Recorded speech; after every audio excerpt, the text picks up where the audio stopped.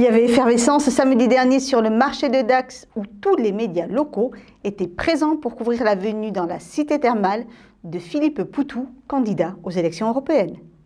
Tête de liste dans la circonscription sud-ouest du nouveau parti anticapitaliste, Philippe Poutou, accompagné de colistiers et militants du NPA, était présent à Dax pour rencontrer les médias et les électeurs, peu motivés pour les futures élections européennes. Nous, on voit bien que la majorité des gens ne s'intéressent pas à cette élection-là. Habituellement, mais là, ça va être pire encore, quoi. Il y a quelque chose qui apparaît pour les gens de trop éloignés ou très éloignés de la vie politique. Et donc, ce qui fait que les gens s'en désintéressent. Et puis, c'est vrai qu'en plus, il y a une crise économique et sociale profonde. Il y a un écœurement et donc un désintérêt de la vie politique. Donc, on sait qu'on rentre dans une période électorale où la plupart des gens ne vont pas trop s'y intéresser.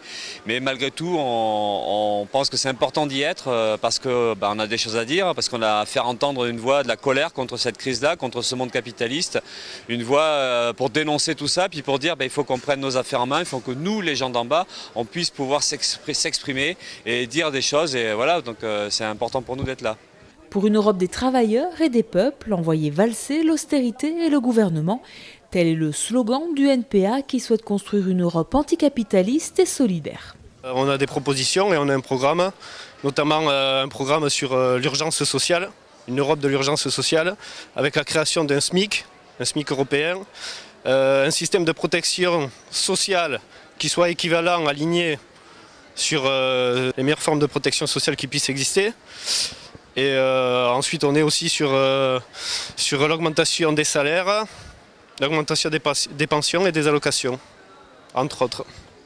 Il faut une Europe sociale, une Europe des peuples, une Europe sans frontières, une Europe de solidarité, où il y a ce que disait Florent tout à l'heure, l'égalité des droits pour tous, pour toutes, l'égalité, enfin le droit de circulation, le droit d'installation. Enfin, nous, on voudrait un continent européen où justement où il y a une liberté totale de ce point de vue-là, et donc qui est réellement cette idée d'égalité des peuples, du droit social, du droit du travail, même d'une fiscalisation commune, mais de tout harmoniser par le haut. Donc ça, c'est fondamental, et c'est vrai que ça va dire une grosse bataille politique contre tous les courants qui aujourd'hui cherchent à mettre au pas les peuples et à les renfermer sur eux-mêmes, quoi. Donc ça, c'est vrai que ça fait partie des combats politiques aujourd'hui dans la campagne électorale.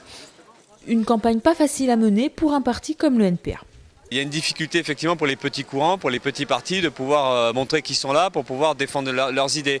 Donc ça, c'est la difficulté qu'on a. Maintenant, on sait comment ça fonctionne. On sait qu'on est dans une société de toute façon profondément antidémocratique, parce que l'Europe est antidémocratique, mais en France, on vit dans un pays où politiquement, il y a peu de démocratie. Donc après, c'est le combat qu'on mène.